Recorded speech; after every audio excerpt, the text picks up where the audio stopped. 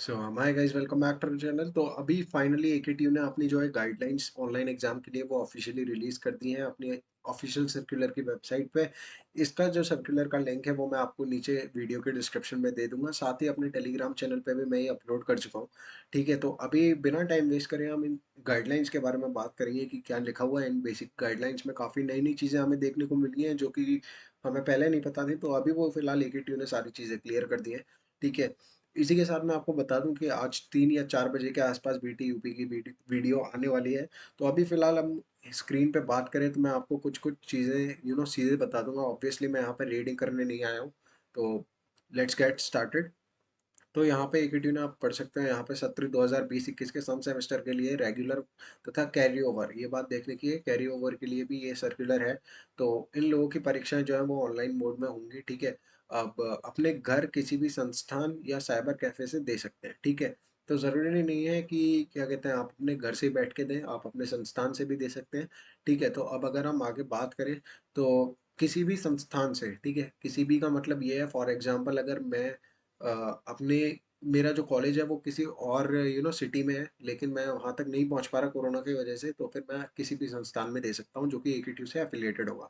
ठीक है, तो अभी हम बात करते हैं सीधे गाइडलाइंस के बारे में। तो इन्होंने बोला है कि जिन बच्चों के पास इंटरनेट की फैसिलिटी नहीं है उनको इंटरनेट की फैसिलिटी पेपर के दौरान एक रखनी कर पड़ेगी अपने पास, और बच्चों को ये अपने एंड से ही सुनिश्चित करनी होगी। इसमें एकेटीयू की कोई भी मदद नहीं कराएगा। जो इनका जो एग्ज़ाम होगा वो आप यहाँ पे पढ़ सकते हो, जहाँ मैं अपना कर्सर ले जा रहा हूँ। इन्होंने साफ बोल दिया ऑनलाइन मोड में ही होगा, और वहाँ से जो प्रॉक्टर है वो ऑनलाइन देख-रेख करेगा इसकी। ठीक है, अब हम बात करें तो लाइट के बारे में जो है अगली गाइडलाइन है सेकंड नंबर की, अगर हम उसकी बात करें तो इन्होंने बोला है कि जो आपके कमरे में जो लाइट होनी चाहिए वो दिन के उजाले के समान होनी चाहिए, मतलब डे लाइट के मुकाबले होनी चाहिए, जिससे आपका जो फेस है वो अच्छे से दिख सके। एंड इन्होंने बोला है कि अगर आपके पास ऐसी लाइट नहीं है, फॉर एग्जांपल अगर आपके पास रिंग लाइट है तो आप उसे लगा के पेपर दें। इन केस अगर आपके पास वो नहीं है तो आप ऐसी लाइट रखो जिससे आपकी फेस जो है वो देख सके। एंड अपने बैक में आपको लाइट नहीं रखनी है। फॉर एग्जांपल अगर मान लो मैं ऐसे, अगर मेरा ये कैमरा सामने है और अगर मैं पीछे बैक लाइट लगा लूँ तो यहाँ से मेरी फेस अच्छे से नहीं दिखेगा, तो इन्होंने साफ मना कर दिया बैक लाइट लगाने से। साथ ही इनको अगर हम बात करें तो इन्होंने बोला है जो बच्चे के पास डिवाइस होना चाहिए उसमें कैमरा और माइक होना चाहिए, आप स्क्रीन पे देख सकते हैं। एंड अ, होना चाहिए, अथवा छात्र ऑनलाइन एग्जाम में प्रवेश नहीं कर सकता। ठीक है, अब इन्होंने बात करी है आपको साफ चेयर एंड टेबल पे बैठना है। ठीक है, इनको अपनी डेस्क पर पुस्तक कॉपी इत्यादि नहीं होनी चाहिए, आपकी डेस्क पर कोई भी तरह की कॉपी बुक्स वगैरह नहीं होनी चाहिए। इन्होंने बोला है कि अगर इनको थोड़ा भी शक हुआ तो प्रॉक्टर आपसे कह सकता है कि आप अपनी एक टेबल एक बार दिखा दें प्रॉक्टर को। ठीक है, अगली अगर हम बात करें तो इन्होंने बोला है कि नॉन प्रोग्रामेबल कैलकुलेटर यूज़ कर सकते हैं आप अपने पेपर के दौरान, आप प्रॉक्टर को दिखा के। ठीक है, इसके अलावा इन्होंने कॉपी पेन का भी बोल दिया है कि प्रॉक्टर प्रॉक्टर आपको रफ यूजेज के लिए कॉपी पेन प्रोवाइड नहीं, कॉपी पेन आप यूज़ कर सकते हैं। प्रॉक्टर उसका आपको परमिशन दे देगा। आपको जो ड्रेस है वो आपको फॉर्मल पहननी है पेपर के दौरान। ठीक है, इनको इसके अलावा इन्होंने कहा है कि आपके आसपास मेज़ या दीवारों पे कुछ भी नहीं लिखा होना चाहिए। साथ ही आपके जो रूम है या फिर जो परीक्षा स्थल है उसके अंदर आपके अलावा कोई नहीं होना चाहिए।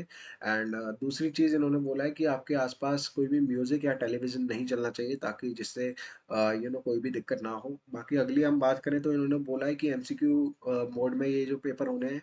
ठीक है, इसके अलावा इन्होंने बोला है कि ऑनलाइन परीक्षा 50 मार्क्स के 50 क्वेश्चंस आएंगे। ठीक है, और सभी प्रश्न पत्रों के मतलब अलग अलग एग्जाम होने वाले हैं। एंड 90 मिनट में यानी 1.5 घंटे का ये पेपर होगा। इसके अलावा इन्होंने नेगेटिव मार्किंग के बारे में बता दिया कि नेगेटिव मार्किंग नहीं होने वाली है, और हर हर क्वेश्चन का एक ही आंसर होगा। ठीक है, इसके अलावा अगर हम बात करें तो इन्होंने 10th पॉइंट सबसे मेन है इस सर्कुलर का। इस पॉइंट में क्या लिखा है, बेसिकली इन्होंने कहा है कि बच्चे के पास जो है वो हाई स्पीड इंटरनेट होना चाहिए, ताकि जिससे उसकी कनेक्टिविटी में कोई दिक्कत ना आए। और अगर कोई बच्चा इंटरनेट की वजह से डिस्कनेक्ट होता है और 15 मिनट से ऊपर तक डिस्कनेक्ट ही रहता है, तो ऐसी कंडीशन में वो जब वापस रिजॉइन करेगा, रिजॉइन कर सकेगा, लेकिन जब भी वो रिजॉइन करेगा का ऑर्डर है वो जो है रीअरेंज हो जाएँगे, मतलब रीशफ़लिंग हो जाएगी क्वेश्चन्स की। फॉर एग्ज़ाम्पल अगर क्वेश्चन का ऑर्डर 1 2 3 4 है, तो वो 3 4 2 1 या कुछ भी ऐसे करके रैंडमली अरेंज हो जाएँगे, ठीक है? साथ ही उसने जो क्वेश्चनों को फ्लैग कर रखा होगा, जिनको मतलब उसने बाद में करने के लिए मार्क किया होगा, तो वो वाले क्वेश्चन का भी एक उन क्वेश्चन से मार्क भी हट जाएँगे, ठीक है? उसके बाद की अगर हम बात करें, तो ये भी सुनिश्चित है कि प्रश्नों के मतलब ये तो चीज़ मैं आपको बता ही चुका हूँ। अगर मैं अगली बात करूँ, तो ये वाला 10th वाला पॉइंट जो था, ये जो मैंने आपको अभी बताया है, ये काफ़ी इम्पोर्टेंट पॉइंट था। मोस्ट इम्पोर्टेंट पॉइंट था। अब अगली बात करें, तो इन्होंने बोला है कि पेपर स्टार्ट होने से आधे घंटे पहले आपको जो है वो लॉगिन करना होगा। 1 घंटे 45 मिनट बाद आपका पेपर जो है खुद से ऑटो सबमिट हो जाएगा। फॉर एग्ज़ाम्पल पेपर डेढ़ घंटे का है, ठीक है? लेकिन उसके बाद अगर आप उसको सबमिट नहीं करते, तो वो डेढ़ घंटे बाद, मतलब करेक्ट पेपर खत्म होने के 15 मिनट बाद अपने आप सबमिट हो जाएगा। वो जो बीच का 15 मिनट्स का इंटरवल है, आप उसमें कुछ भी पेपर में चेंजेस नहीं कर सकते, ठीक है? ऐसा इन्होंने हमें बताया है इस चीज़ में। उसके अलावा इन्होंने कहा है कि ऑनलाइन परीक्षा हेतु छात्राओं को रजिस्ट्रेशन करना होगा। उसके लिए उसको विश्वविद्यालय की ईआरपी पर उपलब्ध ईमेल या फ़ोन पर एक URL user ID and password दिया जाएगा, जिस पर छात्र-छात्रा निम्न विवरण देना होगा। तो बेसिकली यहाँ पे एक आपको यूआरएल मिलेगी, उस पे आपको आईडी पासवर्ड दे दिया जाएगा, ठीक है? इसके रजिस्ट्रेशन की जो डेट है, वो आप यहाँ पढ़ सकते हैं, 12th जुलाई से लेके 25th जुलाई तक अवेलेबल हो जाएगी, ठीक है? और अंतिम सेमेस्टर के छात्र हेतु 15th जुलाई से लेके 25th जुलाई तक अन अंतिम ईयर्स के, मतलब फाइनल ईयर के लिए 12th टू 18 एंड बाकी ईयर्स के लिए 15 टू 25 तक ये जो डेट है ये रहेगी। इसके आगे अगर हम बात करें, तो सॉफ्टवेयर हर बच्चे को 4 से 5 बार फ़ोटोग्राफ क्लिक हो सकती है सॉफ्टवेयर के अंदर, एंड वो फ़ोटोग्राफ जो है वो आपकी ईआरपी पोर्टल एंड विद्यालय या विश्वविद्यालय से भी वेरीफ़ाई कराई जा सकती है। इसके अलावा छात्र-छात्रा को अपनी आईडी भी सबमिट करनी होगी, मोबाइल नंबर और ईमेल के थ्रू। उसके बाद अगर हम बात करें, तो छात्र-छात्रा को एडमिट कार्ड दिखाई देगा, जिसमें यदि कोई करेक्शन होता है, तो वो वहीं पर दिए गए स्थान पर अवगत करा सकेंगे, ठीक है? तो ये चीज़ें कुछ इन्होंने बताई है। साथ में इन्होंने बताया है कि कार्यदायी एजेंसी द्वारा परीक्षा देने हेतु विशेष तकनीकी जानकारी उपलब्ध कराई जाएगी। तो अभी एक जानकारी और आनी है, फिलहाल ये एकेटीयू की तरफ से है। अभी जो पोर्टल से जिससे ये लोग एग्ज़ाम कराएँगे, मोस्ट प्रोबेबली वी-बॉक्स है।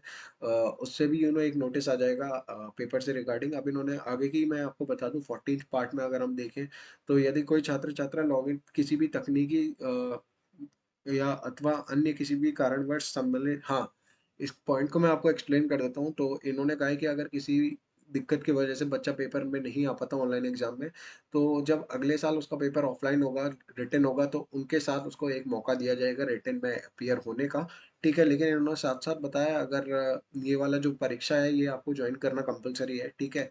अगर ये आप जॉइन नहीं करते, तो फाइनल ईयर वाले बच्चों को डिग्री मिलने में देरी हो सकती है, एंड उनके अलावा जो है उनको अगले साल में पढ़ने के लिए देरी हो सकती है।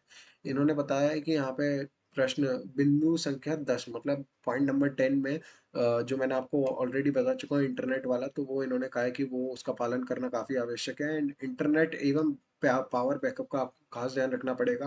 आपको बेसिकली ये देखना होगा कि इंटरनेट है कि नहीं, या फ़ोन चार्ज है कि नहीं, जिस पे भी आप पेपर ले रहे हो, ठीक है? छात्र को नियमित तौर से अपना पेपर सबमिट करना होगा, तो वो तो है ही। बाद में 15 मिनट बाद पेपर ऑटो सबमिट हो जाएगा। इस 15 मिनट में आपको किसी प्रश्न का उत्तर नहीं दिया जाएगा, ठीक है? तो अभी इन्होंने यूएफएम के लिए बताया, अगर कोई बच्चा चीटिंग करते हुए पकड़ा गया या किसी को भी शक हुआ, तो यूएफएम के रूल्स के अकॉर्डिंग उसके जो रिजल्ट है उसमें वो यूएफएम मार्क कर सकते हैं। तो गाइस अभी फ़िलहाल इस वाले जो सर्कुलर में है, ये यही सारी मेन-मेन चीज़ें थी जो मैंने आपको बता दी ऑलरेडी। इसको अगर आपको देखना है, तो इसका लिंक आपको नीचे डिस्क्रिप्शन में मिल जाएगा, आप वहाँ से जाके देख सकते हैं, एंड मेरा टेलीग्राम चैनल है, उसका लिंक आपको डिस्क्रिप्शन में मिल जाएगा, वहाँ भी मैंने इसको डाल दिया है। तो गाइस फिलहाल वीडियो में इतना ही। Thanks for watching, bye bye.